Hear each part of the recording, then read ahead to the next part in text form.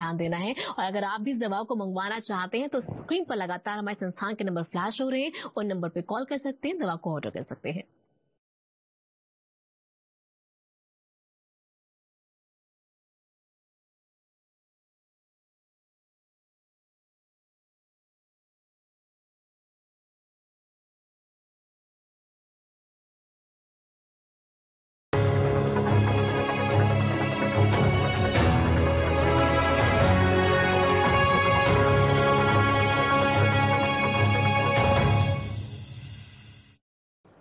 नमस्कार, स्वागत है आपका मध्य प्रदेश छत्तीसगढ़ की खास खबरों में। मैं आपके साथ रवि राजपूत। एक नजर हेडलाइंस की ओर। रायपुर में विधायक विकास उपाध्याय ने कांग्रेस में दाखिल किया नामांकन। कांग्रेस सरकार को बताया जनहितैषी। कहा बघेल सरकार ने किया है विकासशील कार्य।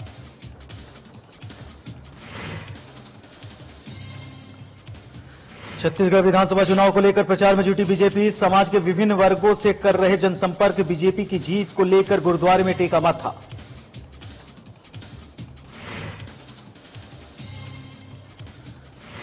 रायपुर में पूर्व मंत्री बृजमोहन अग्रवाल के चुनाव कार्यालय का शुभारंभ। बीजेपी प्रभारी ओम प्रकाश माथुर ने कार्यकर्ताओं को किया संबोधित। प्रदेश सरकार पर साधा निशाना।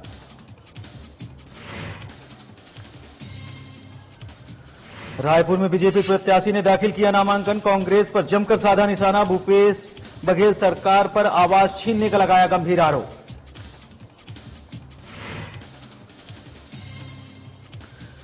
और गरियाबंद में बीजेपी ने नामांकन रैली का किया आयोजन। बिंद्रावागढ़ और राजिम विधानसभा के प्रत्याशी दाखिल करेंगे नामांकन। रैली में बीजेपी के कई कार्यकर्ता होंगे शामिल।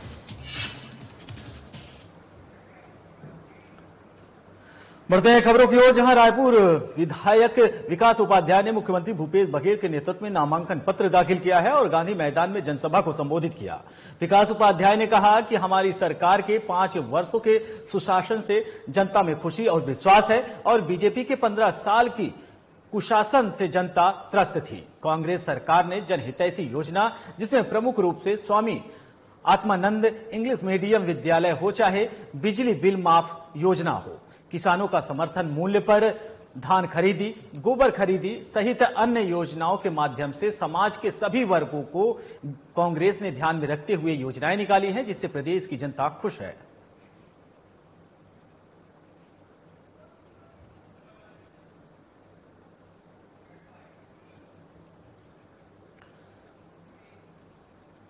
बढ़ते हैं अगली खबर की ओर, जहां बीजेपी के राष्ट्रीय महासचिव कैलाश विजयवर्गीय सिंगरौली पहुंचे, जहां उन्होंने पार्टी कार्यक्रम में बीजेपी के 3 प्रत्याशियों के लिए वोट मांगा। कार्यक्रम में पार्टी के कार्यकर्ता समेत हजारों की संख्या में लोग शामिल हुए, जिसके बाद कैलाश विजयवर्गीय ने सभी को संबोधित करते हुए कहा कि कांग्रेस नेता सोनिया गांधी, राहुल गांधी, दिग्विजय सिंह पर बड़े उन्होंने आरोप लगाए हैं और कहा कि ये लोग भगवान राम और रामायण को काल्पनिक कहा करते थे। अब मंदिर परिसर घूमने फिर जा रहे हैं। आपको बताते चले कि हमारी सरकार ने धारा 370 खत्म किया है। राम मंदिर का भी जल्द ही उद्घाटन होगा। इसके साथ ही उन्होंने मध्य प्रदेश में बीजेपी की सरकार बनने की भविष्यवाणी की है।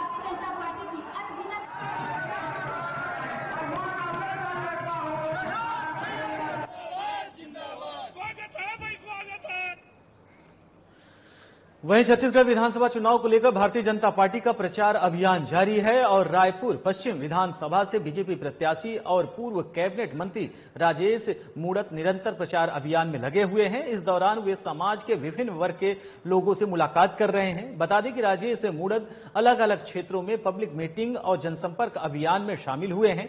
इस दौरान जनता के साथ उनकी बैठक का लंबा दौर चल रहा है। आपको बताते चलें कि राजेश मूणत के साथ वरिष्ठ बीजेपी नेता सच्चिदानंद उपासने के साथ सामाजिक बैठक भी शामिल हुई। आपको बताते चले कि साथ ही मीरापुर पहुंचकर गुरुद्वारे में मत्था टेका और आम जनता की खुशहाली के लिए भारतीय जनता पार्टी की जीत का आशीर्वाद मांगा।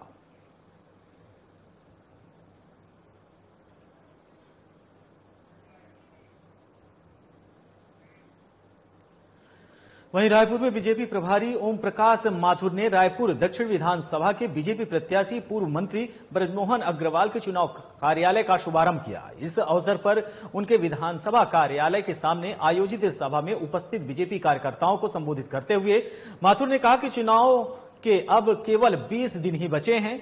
इन 20 दिनों में हमें छत्तीसगढ़ की जनता को कांग्रेस के कुशासन से मुक्त कराना है, बीजेपी के सुशासन की वापसी सुनिश्चित कराना है। इस दौरान उन्होंने बृजमोहन अग्रवाल के विधानसभा कार्यालय में बीजेपी का झंडा फहराया। वहीं अपने उद्बोधन में ओम माथुर ने मुख्यमंत्री भूपेश बघेल पर वार किया और उनके झूठ की परतें खोली। उन्होंने कहा कि अभी कर्ज माफी की बात भूपेश बघेल कर रहे हैं, जबकि पिछली चुनाव में उन्होंने जो वादा किया था वो पूरा नहीं किया है।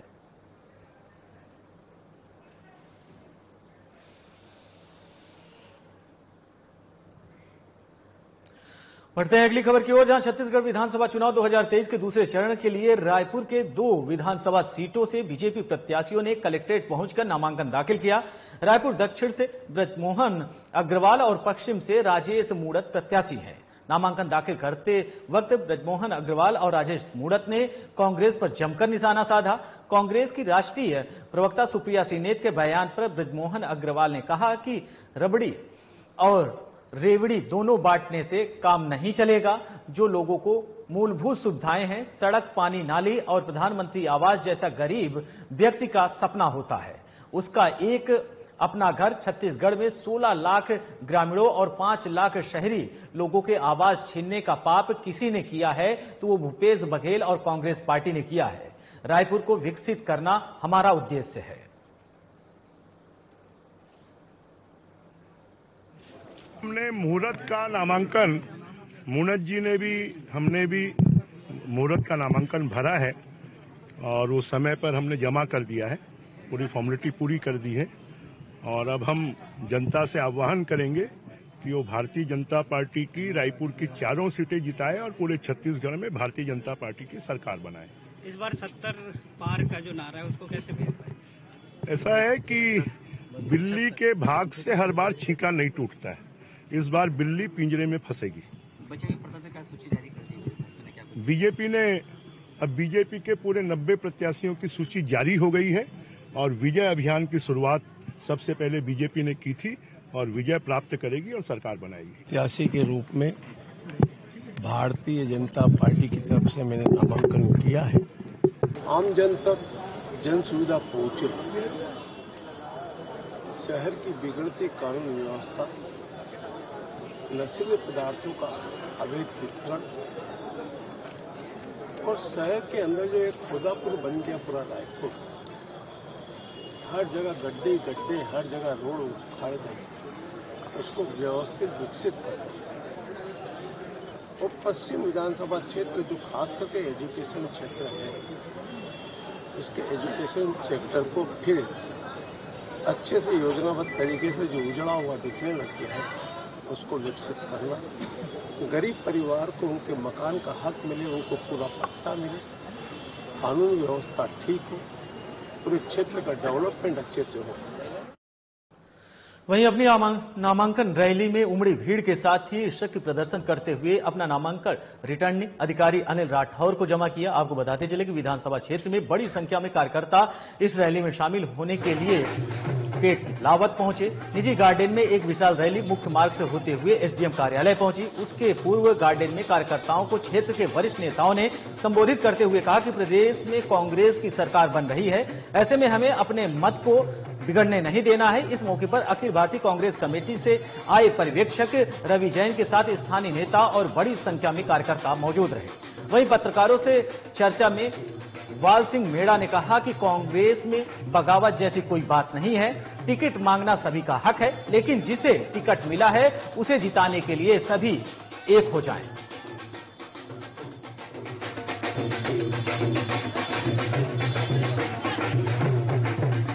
सभी कार्यकर्ताओं ने, नेताओं ने आज ऊर्जा भर के गुरुवार के दिन 1:12 पर हमने आज फार्म जमा किया। और आज मैं आपके माध्यम से कहना चाहता हूं कि हमारे पिपलावत के कार्यकर्ता, शान जान, जितने संगठन के सभी समाज में और आपके माध्यम से मैं कहना चाहता हूं कि आज इतना ऊर्जा है कि हम यहां से भारी बहुमत से विजय होकर भोपाल जाएंगे। सर, कुछ प्रत्याशी ने बगावत भी करी है कांग्रेस से। अब टिकट मांगने का सबका हक है, टिकट मांगना चाहिए। अगर टिकट नहीं मिली तो फिर वापस पार्टी के साथ सबको मिलजुल कर वापस कांग्रेस का हाथ मजबूत करना चाहिए। सरकार बन रही, प्रदेश में कमलनाथ जी फिर से मुख्यमंत्री बन रहा, तो आज किसानों का भला होगा। अपन कोई विरोध, हमारे सामने कोई विरोध नहीं है, फार्म भरा है, लेकिन हमारे सभी बड़े बड़े नेता लगे हुए हैं, तो बिल्कुल समझौता की ओर बढ़ रहे हैं। बढ़ते हैं अगली खबर की ओर, जहां रायपुर में सिंधी समाज की महत्वपूर्ण बैठक। दोनों राष्ट्रीय पार्टियां बीजेपी और कांग्रेस ने सिंधी समाज को नहीं दिया है विधानसभा का टिकट। आपको बताते चले कि साधना प्लस के संवाददाता सागर बत्रा ने सिंधी समाज के कुछ नेताओं से बातचीत की। उन्होंने बताया कि सिंधी समाज ने दोनों पार्टियों से 5-5 टिकट देने की मांग की थी। रायपुर उत्तर विधानसभा से नगर निगम पार्षद युवा कांग्रेस नेता अजीत कुकरेजा प्रबल दावेदार में थे। उसके बाद भी अजीत कुकरेजा का टिकट काटकर उत्तर विधानसभा से विधायक रहे कुलदीप जुनेजा को फिर से एक बार उम्मीदवार बनाया गया है। वहीं कांग्रेस और बीजेपी ने भी 90 विधानसभा सीटों में से सिंधी समाज के किसी को भी प्रत्याशी नहीं बनाया है। सिंधी समाज के कुछ नेताओं का कहना है कि सबसे पहले उत्तर विधानसभा से सिंधी समाज से निर्दलीय प्रत्याशी के रूप में हम उनको उतारेंगे, सभी समाज को साथ लेकर चुनाव लड़ेंगे। वहीं छत्तीसगढ़ में 8 से 9 ऐसे विधानसभा सीट हैं जहां पर सिंधी बहुमूल्य ज्यादा है।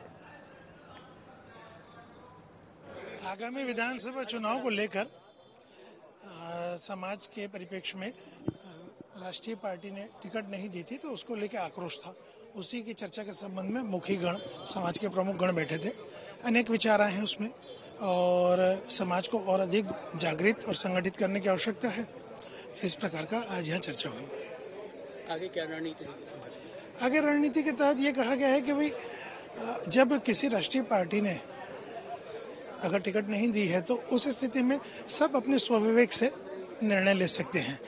विचार कई किस्म के आए हैं, पर हमने यह निवेदन किया है कि भाई आप अपने स्वविवेक से अपने देश हित की पार्टी को आप चुने, आने वाले चुनाव में अधिक से अधिक मतदान करें और अपनी ताकत को मतदान करके सिद्ध करें, न कि किसी नेगेटिविटी को फैला के।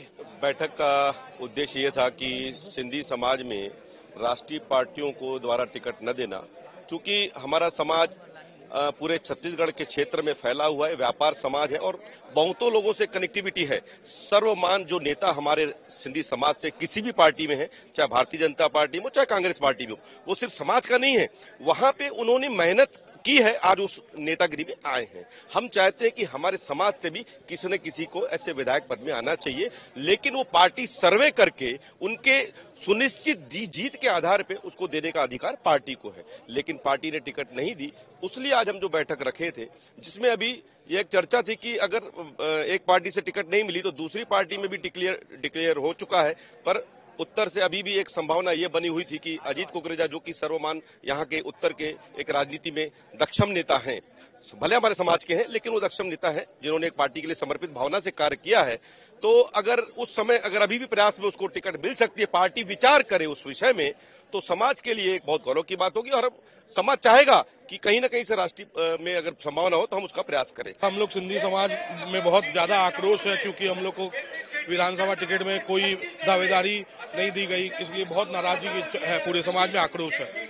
दोनों राष्ट्रीय पार्टियों ने जो टिकट नहीं दी है, उस परिप्रेक्ष्य में बैठक है और जिसमें हमें उम्मीद ही नहीं वरन विश्वास है कि अजीत कुकरेजा जी निर्दलीय चुनाव लड़ेंगे और निर्दलीय तौर पे हमारा उनको भरपूर समर्थन है। आप देख रहे हो सिंधी समाज हजारों की संख्या में आज यहाँ इकट्ठे हुए हैं। इसका एक ही कारण है कि सिंधी समाज को, सिंधी वर्कर को, जो सिंधी कार्यकर्ता है कांग्रेस का, कहीं का नहीं छोड़ा उन्होंने। पिछले 20 साल से हम टिकट मांगते आ रहे हैं, लेकिन उन्होंने आज तक कोई ध्यान नहीं दिया। और उसके पहले मैं 1980 से कांग्रेस से जुड़ा हूं, 40 साल हो गया, 43 साल हो गया।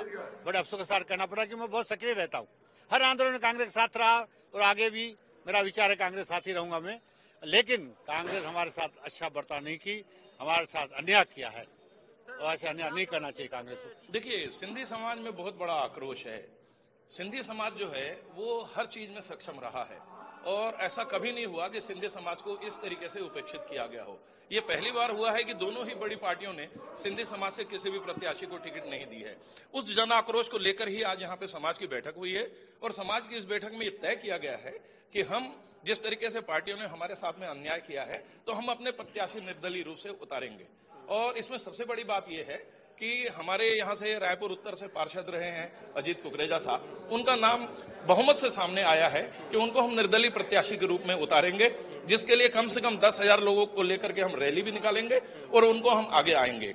अजीत कुकरेजा साहब का नाम उत्तर से सबसे पहले इसलिए लिया जा रहा है क्योंकि उनकी अन्य समाजों में भी बहुत बड़ी पकड़ है, अन्य समाज भी उनको मानते हैं, फिर वो मुस्लिम समाज हो, साहू समाज हो, चाहे जितने भी पढ़े लिखे वर्ग हैं, सभी समाज में उनकी पकड़ है। उनके पिताजी आनंद कुकरेजा साहब 2 बार पार्षद रहे हैं, वो खुद 2 बार के पार्षद हैं, कई सामाजिक पदों पे रहे हैं, तो उनकी स्वकारिता जो है उत्तर में बहुत अच्छे तरीके से होगी। इसलिए हम लोगों ने ये तय किया है कि पूरे छत्तीसगढ़ में शुरुआत हम उत्तर से करेंगे और अजीत कुकरेजा को निर्दलीय रूप से आज समाज ने तय किया है कि उनको हम प्लेटफॉर्म पे उतारेंगे। वहीं खबर गरियाबंद से है, जहां भारतीय जनता पार्टी के तत्वाधान में शुक्रवार को जिला मुख्यालय में नामांकन रैली का आयोजन किया गया। वहीं बीजेपी जिला अध्यक्ष राजेश साहू और जिला महामंत्री अनिल चंद्राकर ने जानकारी देते हुए बताया कि 27 अक्टूबर को बीजेपी की नामांकन रैली है, जिसमें जिले के दोनों विधानसभा बिंद्रान वागड़ और राजिम के प्रत्याशी गोवर्धन सिंह माझी और रोहित साहू अपना नामांकन दाखिल करेंगे। साथ ही रैली में मुख्य अतिथि के रूप में केंद्रीय राज्य मंत्री और प्रवक्ता मीनाक्षी लेखी शामिल होंगी।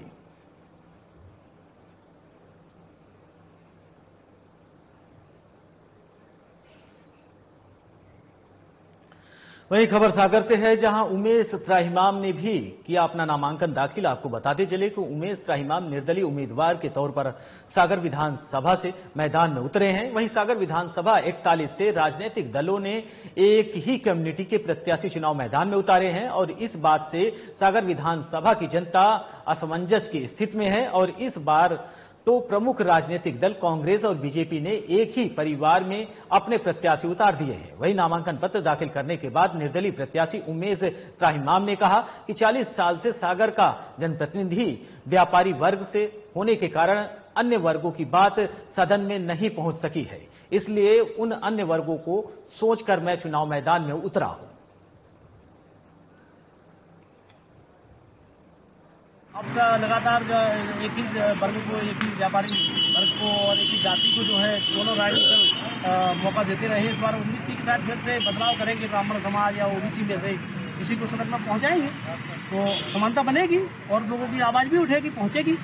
लेकिन फिर भी उन्होंने फिर इस बार कर दिया ऐसा कि अब तो एक ही घर में दे दिया, तो ये जरूरी हो गया कि बाकी के शहर की आवाज कौन उठाएगा। इनकी आवाज उठाने के लिए, सारे लोगों की आवाज बनने के लिए मैंने खुद ही मैदान में आऊंगा और मैं चुनाव लड़ूंगा और इनकी आवाज में बनूंगा। आपने फॉर्म भर दिया है, कैसा रहा?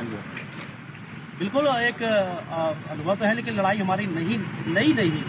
हम जब से भी पिछले 10 सालों से पत्रकारिता कर रहे हैं और इन्हीं चीज़ों के खिलाफ लड़ रहे हैं। अनियमितता होती है जहाँ तानाशाही होती है, अत्याचार होता है और जहाँ पे भी उल्लंघन होता है, ये लोकतंत्र का उल्लंघन है और निश्चित तौर पे सीधा जो है लोगों के भविष्य और एक स्वाभिमान पे भी छोड़ है।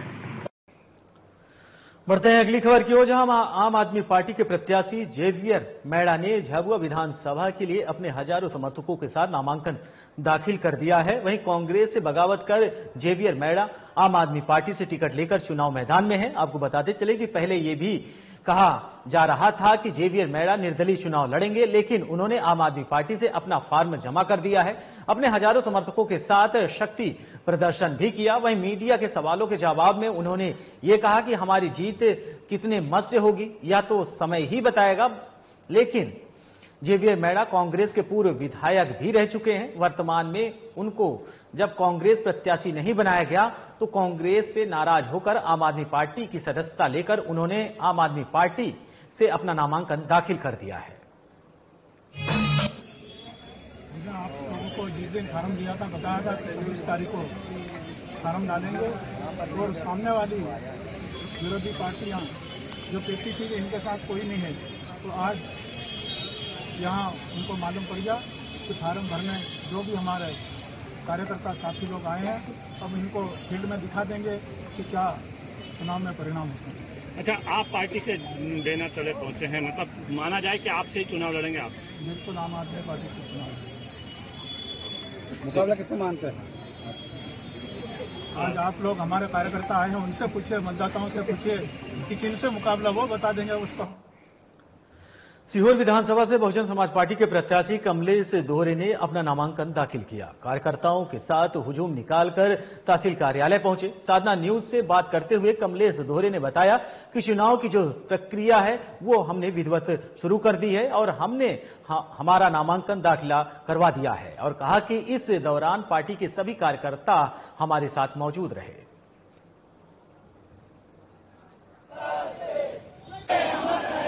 आज हमने अपना नामांकन दाखिला किया है और इस मौके पर यही कहना चाहेंगे कि आज से हमने अपनी चुनावी जो शुरुआत है विधिवत कर दी है। आज नामांकन हमने अपना दाखिल कर दिया है और आज से हम पूरा दिन रात लग के जनसंपर्क करके जनता को सरकार ने जो उनके साथ शोषण अत्याचार किया उसके विरोध में हम लगातार बताएंगे और हम क्या करने वाले हैं, क्या जनता के लिए अच्छा करेंगे, उसके लिए हम जनता के बीच में जाएंगे और जनता से वोट करेंगे।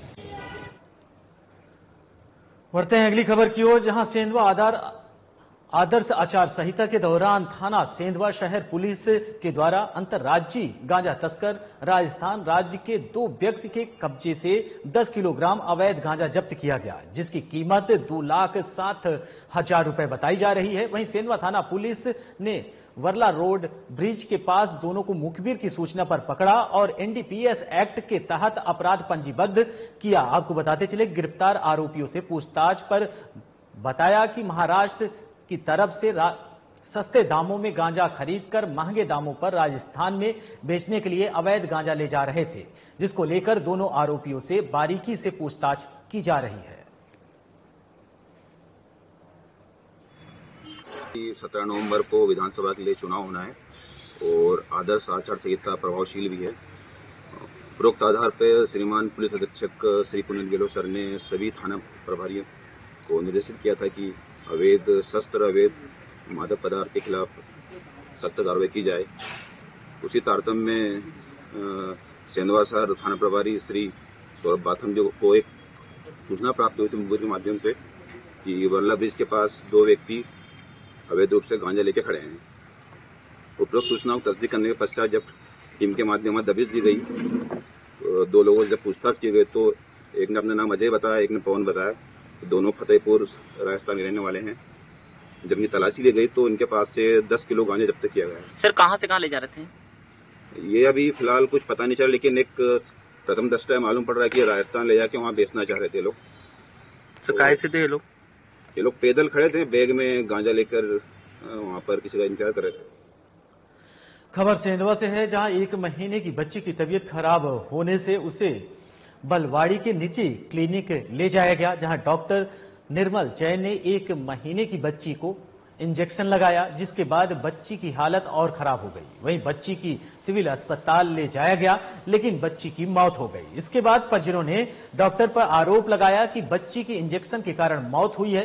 वहीं बच्ची सिर्फ रो रही थी और रोने पर डॉक्टर ने इंजेक्शन लगा दिया। इधर सिविल अस्पताल के डॉक्टर रितेश ने भी बताया कि बच्ची को इंजेक्शन लगाया गया था, जिससे बच्ची की मौत हो गई।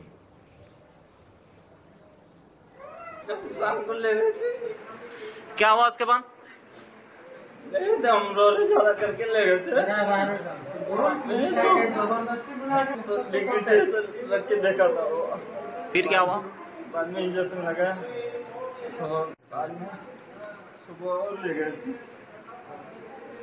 सुबह उसको बोले को निकल दे, तो बोले उसने सिर्फ बर्फ लगाया हो इंजेक्शन पे बंद करने के लिए और पट्टी लगाया था। बच्ची रो रही थी, निर्मल डॉक्टर के यहाँ ले गए थे हम। कहाँ है? कौन निर्मल डॉक्टर है? बलवाड़ी का है, निर्मल मांगलाल जैन करके। अच्छा। वो बोलते कि इंजेक्शन लगा ठीक हो जाएंगे। अच्छा। तो सर ब्लड बंद ही नहीं रहा। अच्छा। डॉक्टर बोलता कि ऊपर से बोलता कि मेरी क्या जवाबदारी, मैं लगा देता। तो बड़वानी रेफर कर रहा था, तो हम बड़वानी बताते वर्ला ले गए हॉस्पिटल में, वहाँ से सेंधवा रेफर करे, तो यहाँ आते ऐसा होता। अच्छा, क्या चाहते हैं आप? इसके ऊपर एफआईआर होना चाहिए सर। केरला केस वो भी ऐसा हुआ, हम तो 2-3 केस ऐसा कर दिया। इसके ऊपर एफआईआर है तो सील लग जाना चाहिए इसके हॉस्पिटल के ऊपर। हाँ, ये 1 माह की बच्ची है जिसको जिले में इंजेक्शन लगाया था, वही बलवाड़ी में, भूरी किराड़ी के रहने वाले हैं। और उसके बाद इसको ब्लीडिंग हुई है और उसको वही मृत्यु हो गई है इसकी। सर क्या वजह रही सर? अब इसकी हम पुलिस सूचना भेजेंगे और वही पोस्टमार्टम के बाद ही क्लियर हो पाएगा। ये जो इंजेक्शन लगाया गया ऐसे हालात में इंजेक्शन लगाना चाहिए कि नहीं लगाना चाहिए?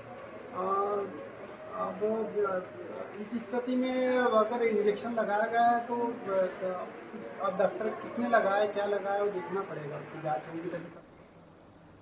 फिलहाल इस बुलेटिन में हमारे साथ इतना ही। नमस्कार।